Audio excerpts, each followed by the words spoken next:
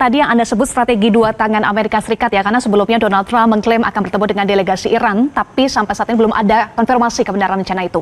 Apa sebetulnya motif Trump seolah percaya diri bisa membuka perundingan dengan Iran? Ya, saya rasa Trump juga mempelajari berbagai macam dampak ya dari katakanlah spekulasi kalau boleh kita sebut atau pertaruhan dengan melakukan intervensi militer langsung. Itu kan dampaknya tidak mudah. Pemandangannya terbalik di antara yang terjadi di Iran dan AS atau bahkan Israel. Kalau di Iran kita tahu sampai sekarang penampakannya adalah penampakan kemenangan yang hampir mutlak di semua sisi negeri.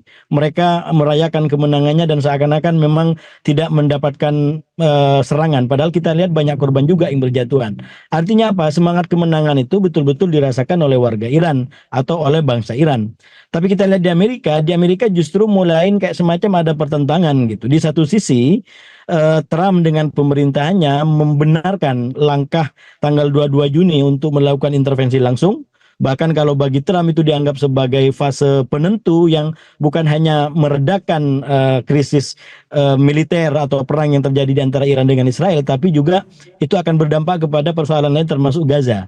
Tapi di sisi lain itu tidak sedikit orang yang mulai meragukan apa yang disampaikan oleh klaim pemerintah Amerika, termasuk media-media utama seperti CNN. Misalkan saya mengikuti terakhir pernyataan Trump itu justru mendapatkan kritik dari Trump karena dianggap CNN menyampaikan berita yang kurang akurat, terutama terkait dampak daripada pengeboman yang dilakukan langsung oleh Amerika pada tanggal 22 Juni kemarin. Jadi memang ini situasi yang berbeda. Di Iran penuh dengan kemenangan, kalau di Amerika itu justru belakangan menjadi kontroversi. Karena itu memang Trump harus melanjutkan skenario dan upayanya, yaitu untuk betul-betul membawa Iran ke dalam meja perundingan.